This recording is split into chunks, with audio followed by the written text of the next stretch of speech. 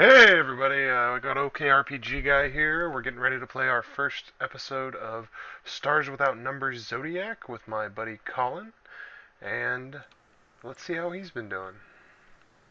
Say hello. Oh, hey, what's up, guys? I'm Colin. Just a little quick introduction. I've known Joe since I was a junior in high school. He was a senior. Um, I'm an old man, it happens. Met in Espanol. He still can't speak a lick of Spanish. No se hablo español. Um, and he pretty much got me started on this whole RPG game thing. I guess last summer, Yeah. back when I was still living with my parents before I moved on to the great world of adulthood. And I'm pretty excited to get this going. Okay, so you got your PDF character sheet thing pulled up? Or Excel, I mean. Yes, Okay. yes, I do. Let's start by having you roll 3d6 six times. So nervous about this. I mean, you could roll six threes and then I'd probably let you re-roll. That's not bad. That's okay. Okay. All right, still pretty average. Still pretty average. Okay, very average. Was that four? Five? Okay. Well, One all right, more. charisma. I One need more. this one. I need this one. And I didn't get Oh, it. didn't get it. Okay. Okay, So, so at this point, you have the option of reducing anything down to 13, which isn't an option, and you can't add up to anything that's lower than 8 because you don't have anything. let me go ahead and add these in here real quick. Okay. Oops. Have we decided on a class?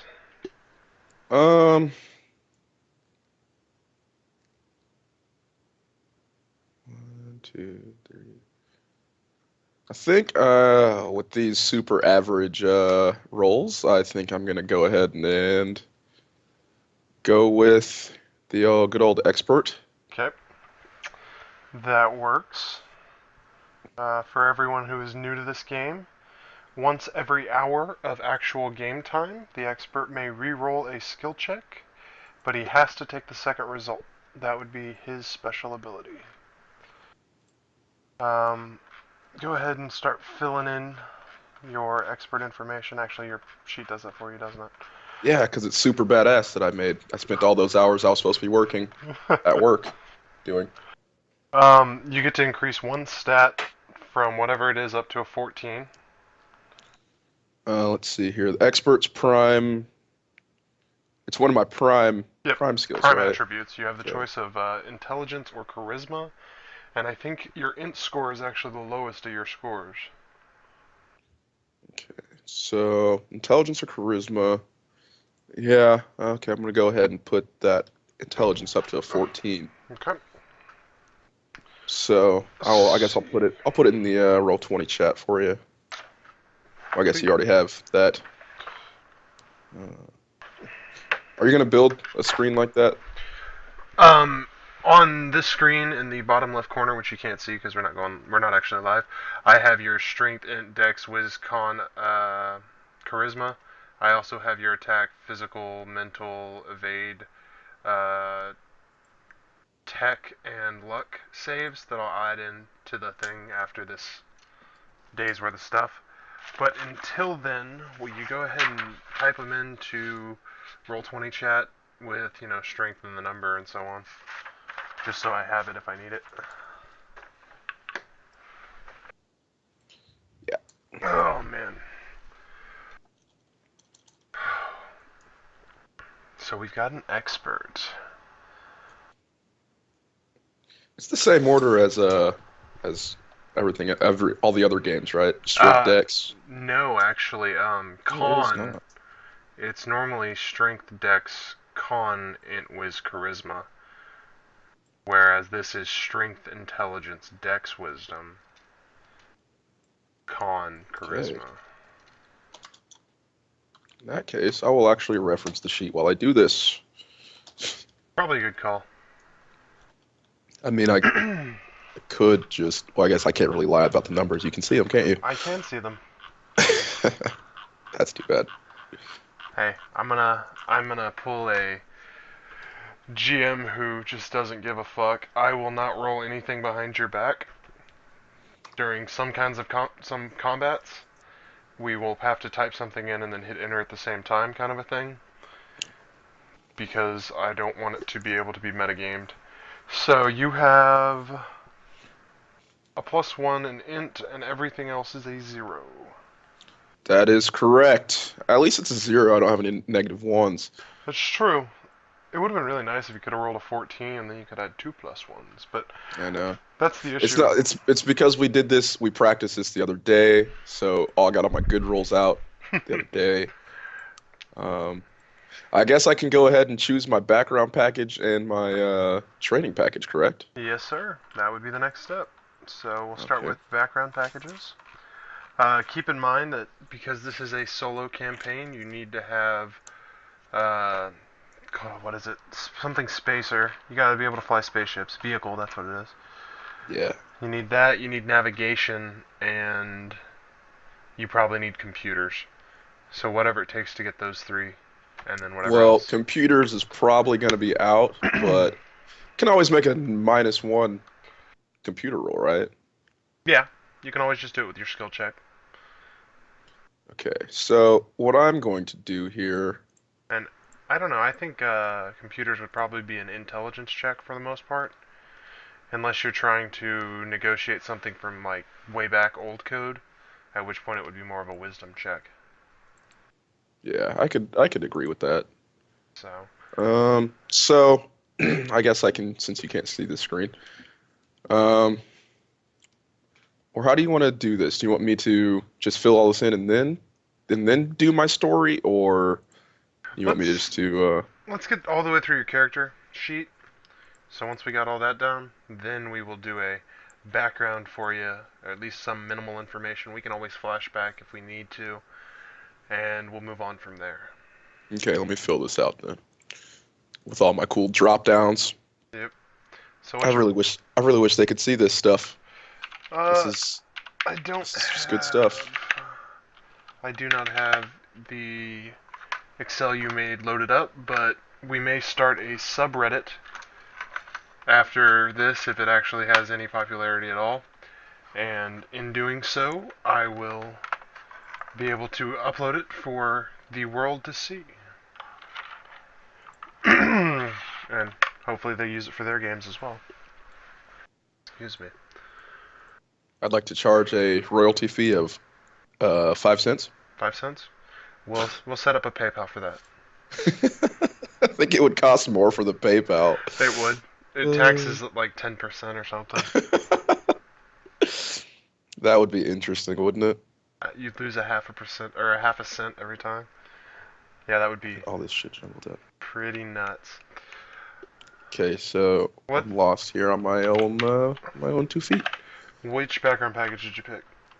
My background package, I went with the transport specialist. We got transport specialist and training. You have Criminal. criminal. Sounds like a good one. For everyone out there watching, the basis behind this solo campaign is going to be a interstellar bounty hunting kind of an adventure. He will run into different conflicts on different worlds when trying to capture certain people, and those people will have their own tricks up their sleeve.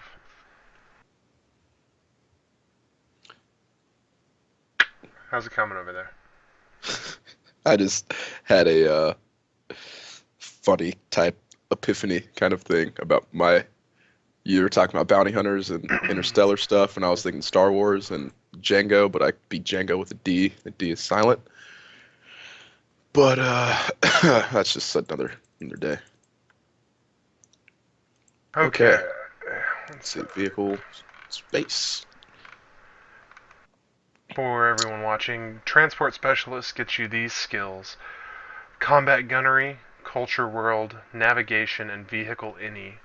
We'll find. Do you have that one already picked out? Space. It's got to be Yep. space so I Okay. can fly this damn ship. Understandable.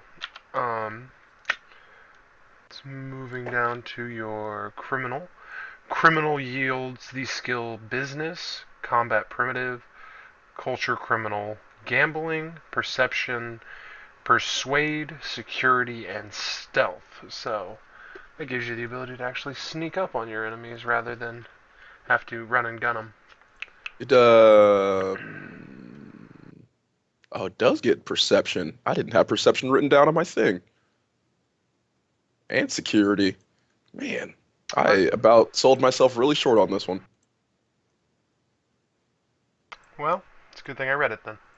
Oh man, see, I already love my see, this is why when you play these games, you have to have a good GM. A Oh, nice quit GM. being a suck up. It's not gonna help me survive any later, It's true. but you know what? It's embarrassing about my sheet here. I'm actually running out of spaces.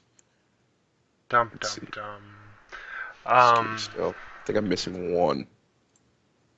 Let's see here. Nope, I got them all. no, I you. have one slot left. So go through those. So I got Um, with. see here, combat gunnery, Hmm. culture world, Yep. navigation, Yep. vehicle any, or spacer in your case. Yep. Oh, one too many.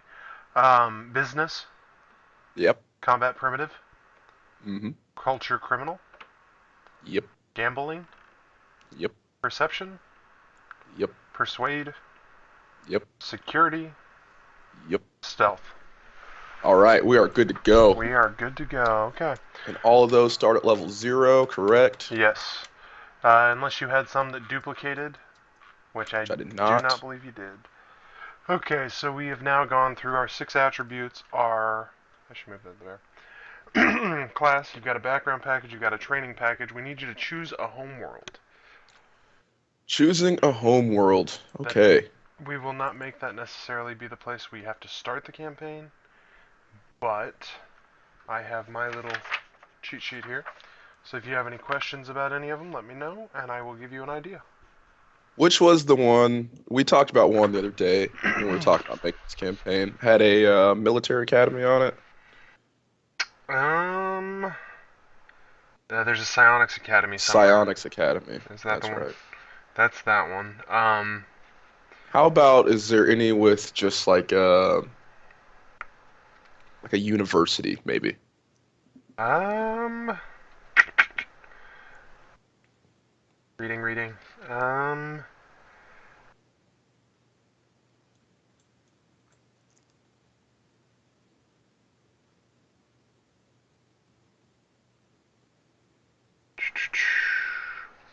looking. Sorry. Actually, how Actually, we about could have any of how them here. about One this? second. If you can't think of one with a university, what mm, someplace with a kind of I guess since I'm being um, a criminal transport specialist, I think it would be A prison a type good world? no, not Oh, prison, okay. just someplace with kind of a sleazy underbelly, Well, if like you're H-Tap, H-Tap, H-Tap 1. that would work. It's a satellite in Sector 0003. Definitely would work. You know more than they know right now, so since you're from there, tell us about H-Tap 1. Well, H-Tap 1, uh, H-Tap is it's kind of colloquially, it's kind of a colloquialism for human trafficking. I think at one point we were joking, ah, please. Yeah, uh, it, HTAP 1, it's kind of a low police planet or station that a lot of pretty shady characters have passed through. It basically, a lot of people call it just it's just basically a big port for human trafficking, drugs, smuggling. Basically any kind of dirty thing that you can think of happens on HTAP. And this kid that as a kid, I I got into some pretty rough stuff pretty early. Uh, Pickpocketing, dealing some drugs here and there. I started running in with a gang from a pretty young age, and they actually taught me how to fly, just kind of out of necessity. We were kind of on a little trip, and our pilot died, and I was the only one dumb enough to take the helm of the ship, but somehow we survived, and here I am, a criminal Are transport you specialist. I'm used to running guns and rum running for all these other um, places. I'm a gun for hire. okay? We still have one more thing to take care of before we are ready to fully jump into the game. You automatically get maximum hit points, so you get 6 hit points.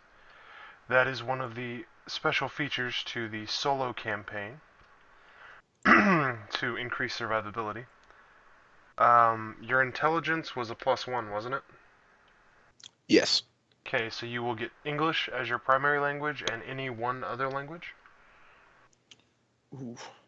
Can I do Ebonics? I mean, I can't guarantee they speak it out here, but I'm sure you can take it. No, I will do my secondary language as Spanish. Okay. And then we have another alteration to the rules that I have chosen to do.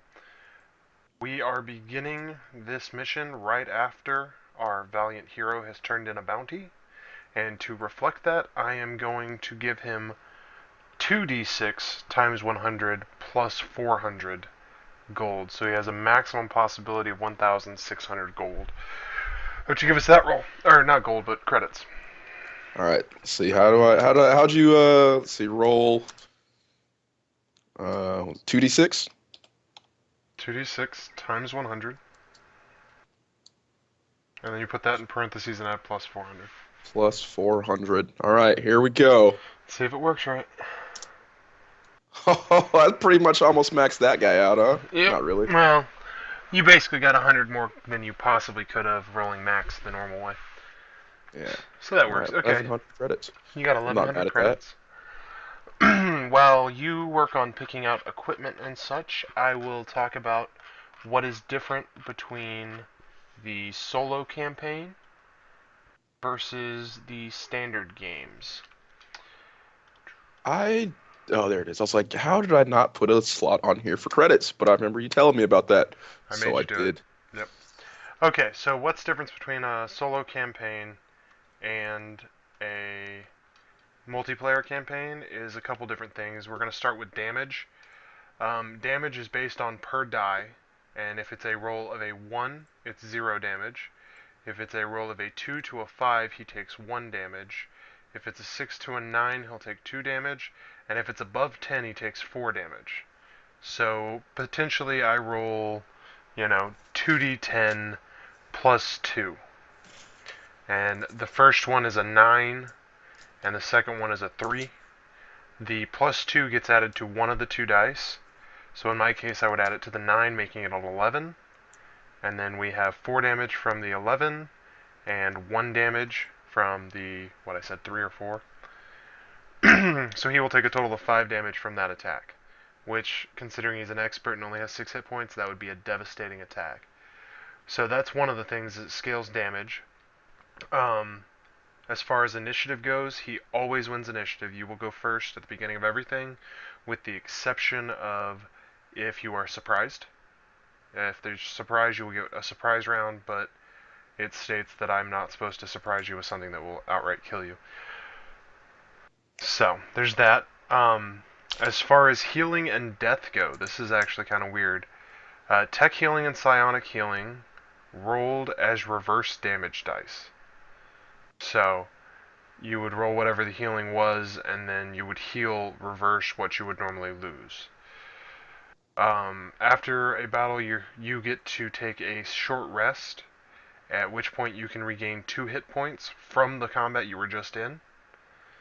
If it was from a previous combat, it will not be resolved. It has to only be from the combat you just played. Um, Instead of tragedy strikes the hero and causes problems with future endeavors, defying death options.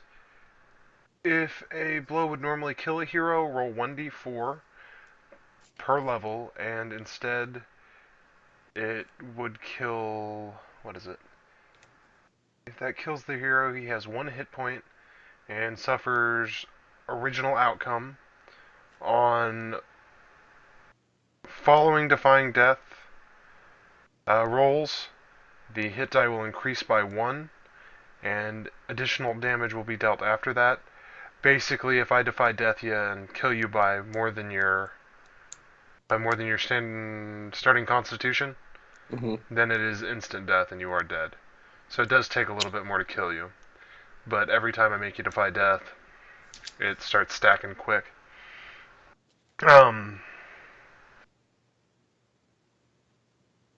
as far as your damage goes, if you were to use, say, a plasma cannon, and you fired at the first guy and dealt, we'll assume, 7 damage, and the first guy only had like 2 hit points, the remaining 5 damage actually will travel through to the next target, assuming that it beats the armor class of the target you fired at, which will be a lot of the time because a lot of the mobs are going to have the same armor class.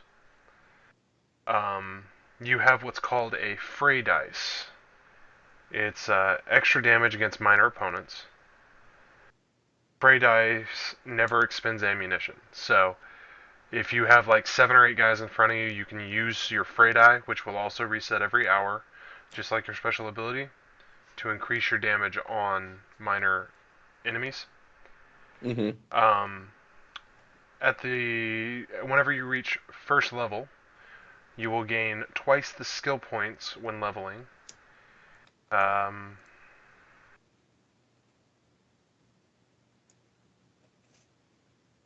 and you have the option to take a roll of a 12 on 1 skill roll per session. So not per hour, but per time we play. You have Okay. the ability to opt out of it.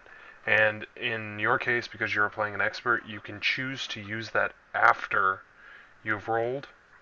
Whereas if you were playing a warrior or a psychic, you have to do it before you roll. And the I only other understand. the only other thing we covered was um, you always get your max hit points for per level. And if anyone has any questions about any of that, there is a wonderful little, what do they call it? One sec. It's called Mandate Archives Stellar Heroes. It is free on the interwebs, so if you want to run your own solo campaign, head on out, get the information, and you are ready to go. Okay, so how you doing on equipment over there? Pretty good. How does I don't know if they ever went over this in the our reference material that we watched all the time. Right. How does ammo work? Um, Ammo works as you purchase a magazine for it, and underneath certain weapons, it says what kind of ammunition it is. So in the case of, let me scroll down. In the case of energy weapons, it's like Type A or Type B batteries. Yeah, I remember those, but like for projectiles. In the exploration gear, there is ammunition, parentheses 20 rounds, and as long as your ammunition isn't missiles or batteries, it's basically 20 rounds no matter what kind of weapon you're using. Okay, so in that case, I probably need to buy, let's see here. Ammo, 20 rounds times.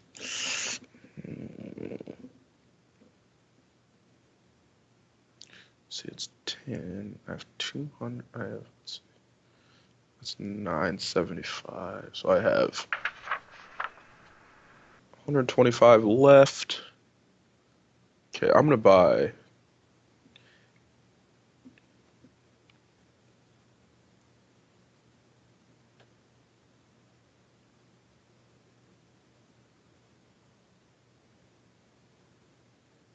by 100 rounds of ammo. So that'll be 50 total. So that, let's see, that leaves me with.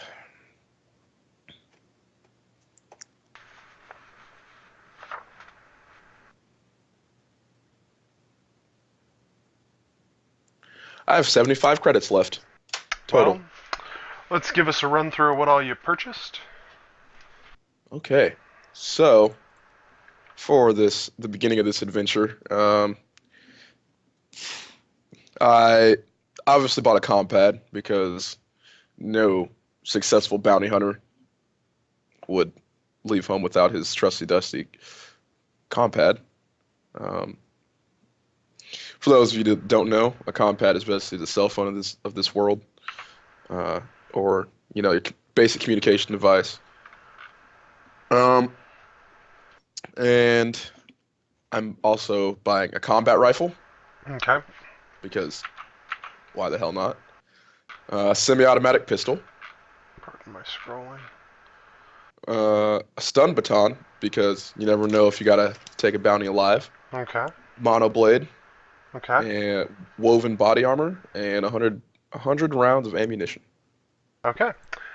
Um, the game doesn't distinguish it between the two different types of rounds you need for the two guns, so I'm not going to do it either. It would just mean a lot more work for me, and I'm not really feeling it. Okay. Semi-auto pistol, mono blade,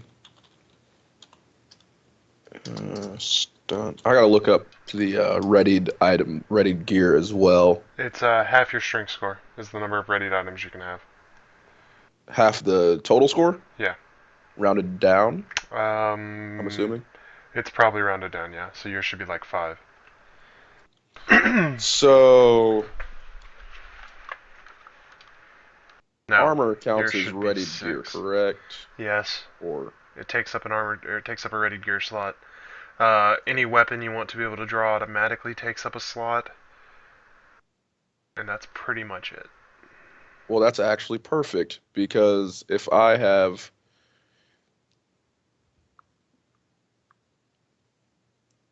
it's half of my strength score, correct? Right, so it's 6 because your strength is Oh, well then 13. I'm perfect because that means I have 5. So your armor and all 4 of your weapons. Yeah. Do you have anything you want to put in that last one? Do you want to be able to quick draw your compad or anything like that?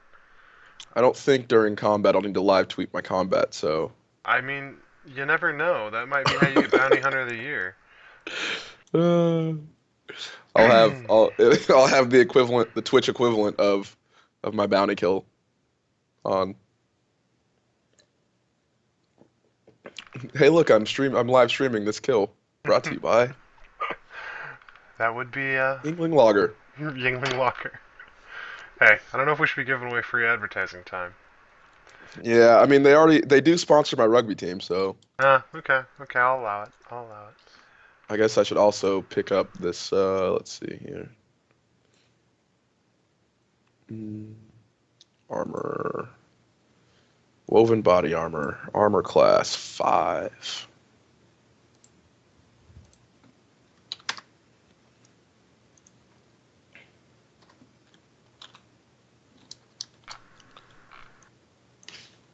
I'm gonna have to make another sheet for ship maintenance as well. Definitely will. I haven't done the calculations on that yet, actually, which is something we'll have to do pretty early. So, at this point, we have your character. We have discussed the modified rules that we are going to be using. I'm going to talk a little bit, unless you want to, about the ship and how you acquired it. Do you want to tell that story? I feel like that is something that you can do. Okay, so while you finish cleaning up your sheet, it is called SWN, or Stars Without Numbers Zodiac, because the name of the ship is Zodiac. This ship was picked up by our adventurer, who I still don't have a name for. It was Valen Starkiller. Valen Starkiller. Spell that right?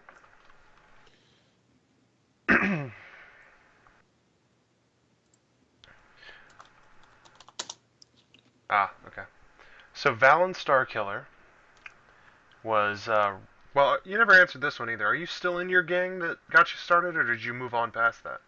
Well, I'm not in as in active, but I still have some contacts within our various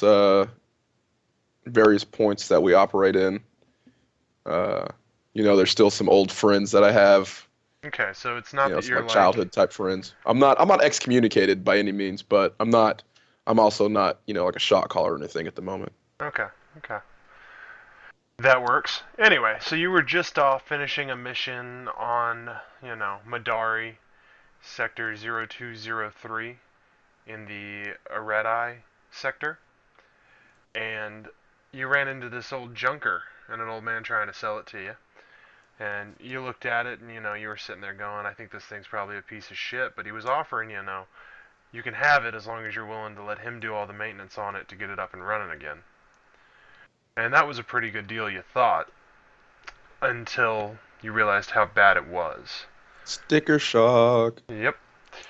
So you are currently indebted to this random scrapper who you're not even sure if he works on his own or if he's just part of one of the major scrap yards or if he just found this thing. He didn't ask too many questions right off the bat, but I'm sure you will in the future.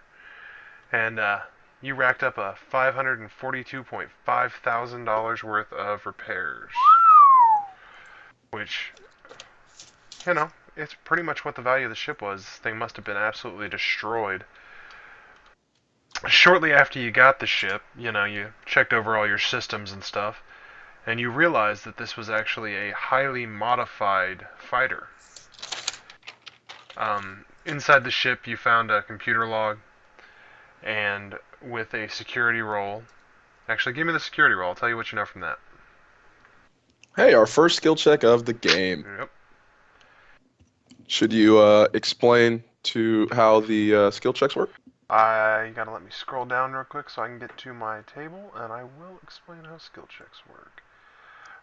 In Stars Without Numbers, skill checks are based on a 2d6 plus skill roll, and as an example of what the difficulties tend to be, sprinting over a narrow ledge, which is reasonably easy, you know, building an earthen dam, or cleaning a rusted pistol, things that are pretty fairly simple. It's a difficulty 6. If it's easier than that, there's no check. And then it goes up from there. So, like, sprinting over a tightrope is a 9, or fixing a computer from just scrap parts would be a 9. And then they go as high as 13, and 13 would be like sprinting up a greased inclined tightrope on your hands. Like a 13 is I unfucking love that. believable. Yeah, unfucking believable. But Especially since the max for your roll is 12. So, no, the max for your roll could be up to like 16, because you can get your skills up to like +5. I mean, like the base roll. Oh yeah. You're not going to be having too many amazingly impossible things happen. So let's give me that security check while I plug my headphone in. And so that's just 2d6 plus 0 for my security skill. All right. 8. And 8. And 8 is enough for you to learn that this ship was actually a custom-built military vessel. The Omnitech Megacorp built this vessel. It had a log from the previous captain, which cuts out somewhere in the middle. And you learned that he was part of a secret military vehicle testing. There's also a log in there that talks about why the ship has some of the features it has. First off, it has an extended power supply and extended mass to be able to handle all the equipment on it. So it's fast like a fighter, but not quite as fast as a normal fighter. Your speed is reduced by 1 because of the extra features. And you learned that this is actually the Mach 2 of the Zodiac, because the Mach 1, they didn't think very far ahead, and interstellar travel takes 6 days, and their pilot fell out of interstellar travel because he fell asleep at the wheel, and no one has ever found him. So, some of the things that this vehicle comes with that are not standard is it's only speed 5 instead of 6, so it's not as fast as every other fighter, but it's beefier. Armor class of 4, armor of 5. It has a minimum crew of 1, a maximum crew of 2. You actually will have a second crew spot because it came equipped with an extended life support system, so it can handle double the crew. Um, your max hit points should be 12, which is actually wrong on my sheet right now. So it's a little bit, uh, it's got more hit points than a standard fighter would. Your power and your mass are actually doubled, so you have 8 power and 6 mass. You are currently using 6 of your 8 power, and you are using all of your mass. So, with the exception of using your cargo space as cargo space, you can't really expand the internal space in this ship under any circumstances. It also comes with 1 hard point or 1 weapon point, and the Zodiac Mach 2 comes with a Reaper battery. It is a 3d4 damage, clumsy, so it can. We'll have to read what clumsy and stuff is when we get around to that. And the attack bonus on it would be your combat gunnery plus dex. So in this case, it's probably 0 and 0. Yeah, for now. Um, an added feature that comes with the Zodiac Mach 2 is it has a spike drive level 2. So interstellar jumps between sectors only take 3 days, which still will require you to make intelligence or dex or con checks, depending on how you want to argue it to me, to stay awake for that time period, but they won't get too out of control. Um, it has an atmospheric configuration, so you do not have to leave it in space and catch a shuttle down to planets. You can fly through the atmosphere and fly out of the atmosphere as necessary. So it is both an air and a space ship, basically. So, with it being air capable, like lower atmosphere capable, how would that role work for skills wise? If because I only have um, vehicle space. Well, in this case, it was initially a spaceship, so I will allow you to use it. But if you were doing something like a hand glider or any of those other kinds of normal Okay, flight, so if I jumped into like a fighter jet or right, something, right, something okay, that wasn't this ship, that makes then sense. then it will be the standard role for a um, vehicle flyer.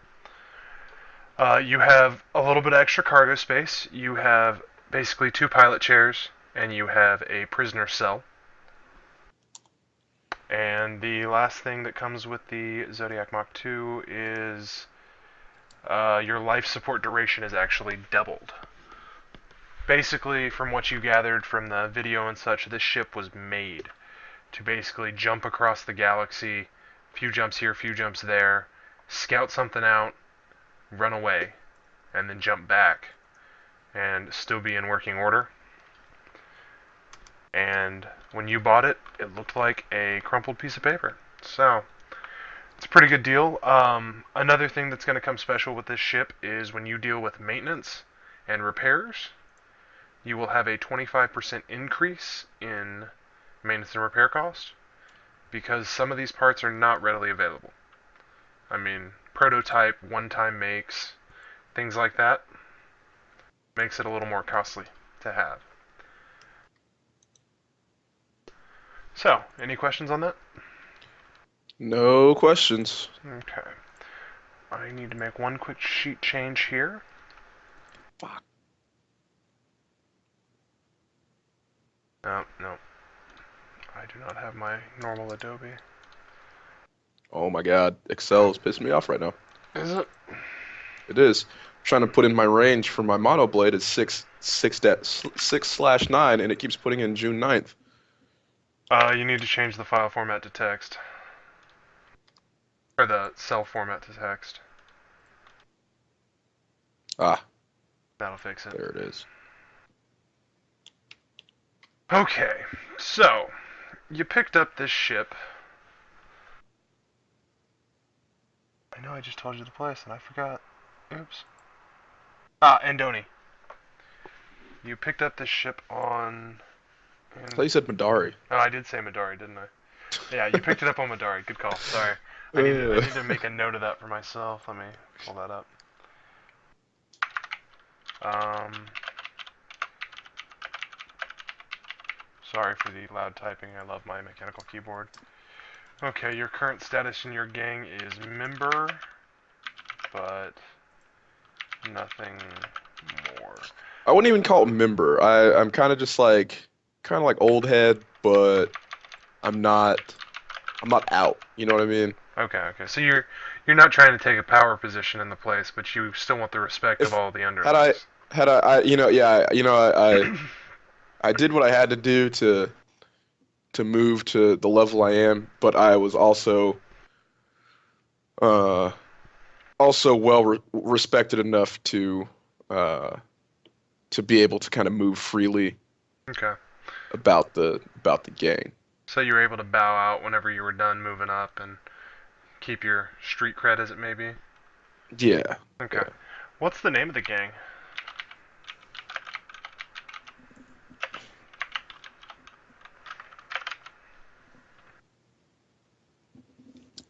Well, I hate to they just call us the Grizzlies. The Grizzlies? I know I misspelled it in my notes, but I can read it, so that's all that matters. So you were used to be a member of the Grizzlies. Got it. Okay. Yeah, I think we are ready to begin. And in this world, we will be beginning our adventure on Madari. We are in Madari. All right. Um, Madari is not a lonely planet in its sector, but the other planet is not really well traveled too. I'm going to add one minor thing to the map because you should have a trade route back to your primary area. You just turned in your first bounty. Who'd you bring in? This guy, he was just kind of a common criminal. Um, it's really weird, the place I grew up in, the upbringing I had. Um, some of the bounties I do are kill orders, some of them are capture orders. Uh, but to me, it doesn't matter what they did. All they are to me is a piece of paper with a price tag. Gotcha. And I really have kind of no real moral compass, I guess. Well, I kind of have morals. I mean, everybody has some kind of morals, but it doesn't really bother me if these people, like if, say, I had to take out or go to deal with somebody that killed someone's family or something. It wouldn't bother me that they killed their family. He's just someone for me to deal with and get a price tag. But this particular guy, he was a suspected rapist. He broke out of jail and escaped to pretty far away. He was in the I found him in sector 600, sector 0600 actually. A few long way away. Um, Over on and Cryothame, okay. and actually I tracked him via so just my criminal connections and stuff in various places, and I actually hitched a ride there on a transport, which is why I didn't have this ship, didn't have the Zodiac before that, so I had to hitch a ride on a transport over there to go and find this guy. Brought him back alive and got my 1100 credit bounty. Sounds like a heck of a deal. Okay, so you are currently on Madari. Is there anything you'd like to do? You want to check the bounty boards? You want to walk around? We already took care of all your shopping. Yeah, I think since pretty much I dealt with this guy, Old Man River over here. And the guy was kind of jumbled in his head, is kind of couldn't really put a straight thought together. But he seems like a pretty good mechanic. So I think I have everything I need as far as my ship and my equipment. He pointed me to a place to go get all that kind of stuff. So I think the next thing I'm gonna do, I'm gonna check my compad and tap into the bounty trade. See what I can see what my next job and my first job will be as it stands.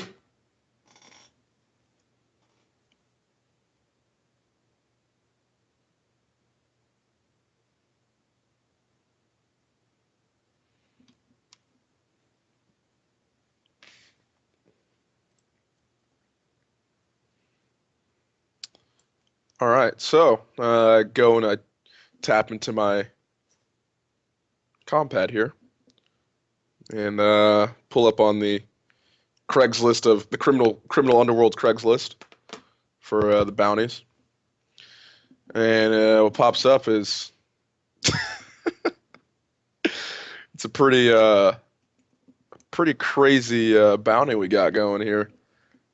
This guy is a known serial pet thief. He loves to snag people's pet poodles and smuggle them to places that he can't really get them. All I know so far is that his name is Abdul Hakim. His last known location is Madari. Uh, and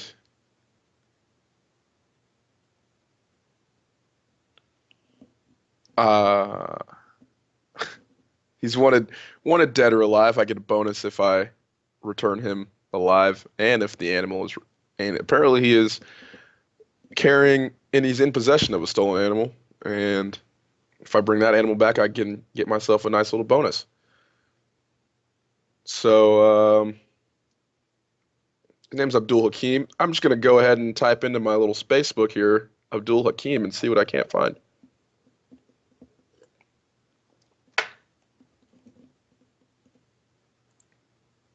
So, Space Master Joe.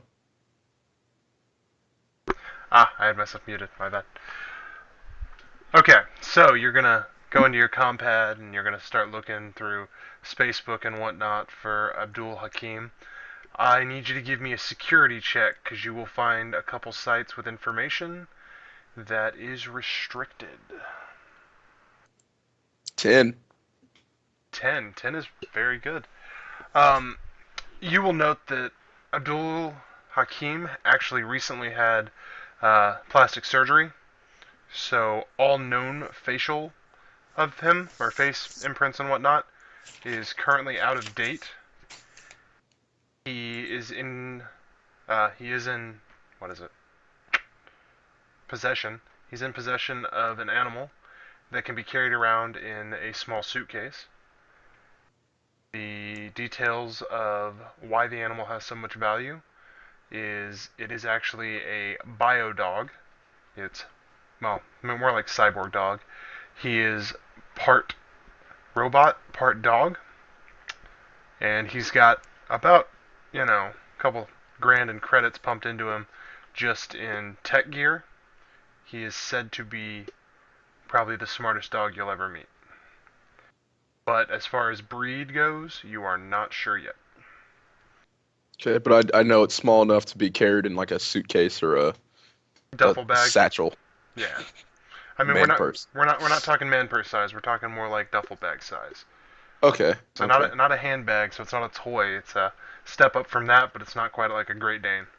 So it's kind of like a Yorkie, maybe, Yeah, Yorkie and up. or Dachshund. I like Dachshunds. Dachshunds. Well, we'll have to find that out here in a minute. Um, and with a 10, you will also know that the plastic surgeon who did his change or his face change, refused to speak to local authorities on it, but he is a known associate of the Grizzlies. Okay. Upon finding that information out, I want to head on over to uh, I want to head on over to the plastic surgeon, his office, and see what I can't uncover from him. Sounds like a deal. Give me just 1 second so I can get my notes going here.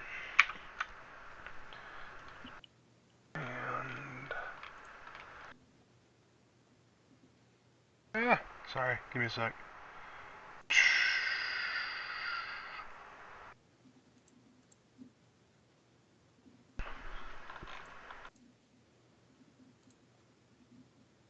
I'm working on all the information for Madari because you haven't even bothered to ask about the place you're in. Well, make me sound like a bad gamer. I wouldn't call you a bad gamer. It's also just session one, so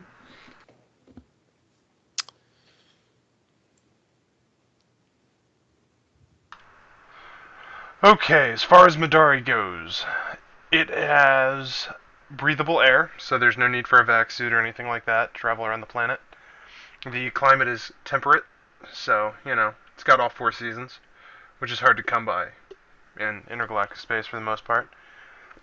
The biosphere is a hybrid biosphere, so it can support pretty much any kind of life as necessary. And it is one of the most heavily populated worlds in the sector. Now, there are major cities that are more populated, but there are also, small pissant areas as well. It's a tech level 4 planet, and as far as you are aware, has no major governing groups taking control over the power and such. Um, so, can you give me? You got navigation, right? yes. So you're given an address for the plastic surgeon, and you haven't spent much time on Madari. So give me a nav roll to see how long it takes you to find it, or if you can find it. 6. Woo, just barely. You will manage to get lost a couple times, and you ask around, and you run into a couple pretty strange people. The first guy you talk to actually looks at you, and he's like, "You're an outworlder." And you're kind of like, "Yeah, but I just need to know where this place is." And he was like, "We don't like outworlders." And he stormed off on you. But a little ways down the road, you ran into a kid, or what looked like a kid. You weren't really able to tell. And Let me ask you. Let me stop you oh, real quick. oh, yep, go for Let it. me ask you this: what kind of law is there on Madari? Like, say I have. Would it be frowned upon if I was just open carrying like if I had my pistol visible on my hip or what? Well, in most worlds, there's things called, might is right. So the strong guy always wins. This world is a little bit different. It's more he with the coin. So as long as you're able to bribe your way through everything, you are going to be just fine. But do not go up against a rich powerhouse and you'll get yourself in trouble. As far as open carrying your weapons specifically, they do not care. If you walk into, a bank or something with your firearms out and ready, that would be different. But as far as you keep it to a city streets and local businesses and not major cash exchanges, you should be just Okay. fine. In that case, I guess I should probably talk about kind of what I wear while I'm out in public. Okay. Obviously, I have that woven body armor, All right. but I wouldn't have that on the outside, just because of the kind of background I have. I kind of know, Make a kind minor of just change. kind of just puts you out there as wanting to kind of looking for a fight. Never been the type to look for a fight, but I've always been the type to, if I need to finish it, I will finish it. Um, So I think I'm gonna have, obviously I'll be wearing some, pants. But I'll just kind of walk around in like a not like a coat, kind of like a windbreaker type jacket. Uh, that's long enough to uh, cover up the pistol that's on my hip, and that'll kind of be like concealed carried, like a holster, like an inside waistband holster. Um, and Hmm. actually, no, that I'll have it on a like a shoulder holster, kind of like the old school detectives. Okay, so you got the inside the coat. Yeah, and then yeah, and just for these kind of situations, I'll just kind of leave the combat rifle with the ship. So right now, all I'm carrying is my semi-automatic pistol under my left arm because I'm right-handed, and also my stun baton will be um, it'll be kind of on my belt, but it's collapsible, so it just looks just kind of like a black grip right at the moment. And then my monoblade is just on my hip, just a knife, just normal normal looking knife. So that's what I'm outfitted with right now, and my pistol has a full 12 round magazine in it. Okay, sounds like a plan. Um, let's see here. We've got a full description of you. You just managed to get your description of where you needed to head to meet up with the surgeon. Kid helps you along the way after an old man's, an ass to you, and you head on your way. Um, as far as your description goes, though, I mean, do you wear like black military boots, or you got more like the Converse or Spaceverse shoes of your day? I basically have the equivalent of, just some uh yeah, I'm not poor, but I don't wear combat boots. Um I more or less am wearing just some, I guess, boots. I guess I'm wearing like some kind of work boots, but they're comfortable. Okay. So kind of like some Tims, some Timberlands, kind of like the OG kind of type stuff with some, I guess, the equivalent of space blue jeans, space denim, Space denim. space Where, denim. are the fibers half as heavy as normal denim? It's Eh, mithril. that's mithril. That would be metal. No. Anyway, okay. So You can't you, stab me. yeah, that'd be nice. You managed to make it to the surgeon's place, and basically you're standing outside the building. What do you want to do? Um, I just want to go in and I guess probably talk to whoever's at the front desk and ask for Dr. Suey. As you go up to the front door, you actually realize that it is locked, and there is a police bulletin on it. I want to read the bulletin. It states that this organization is currently shut down for the time being until the recent theft has been resolved. Okay. Um, I want to pull my compad out and I want to see if I can't use my contacts within the Grizzlies to find out where I might find Dr. Suey if he's not at his office. Give me a culture criminal roll. 9. Not a problem. You'll hit up one of your buddies in the area, Marcus, and Marcus lets you know that even though you or he hasn't seen you in a long time, he can get you a meeting with the doc, and he tells you to meet him basically where you are right now in about 15-20 minutes. Sounds good. How do you know Marcus? The thing about Marcus, basically,